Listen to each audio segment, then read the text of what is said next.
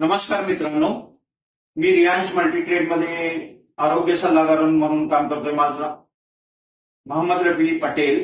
मी सांगलीहून बिलॉंग करतो. मी आता आलोय संसद बारामती येथे.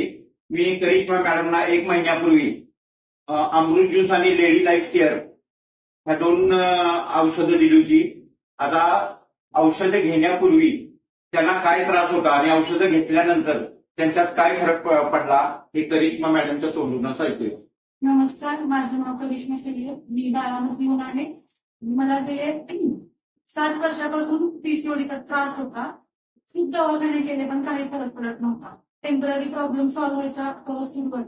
आणि जेव्हा मला पटेल सरांनी या औषधाबद्दल सांगितलं आणि मी हे औषध सुरू केलं, तर मी हे औषध 1 महिना झालं सुरू केलं.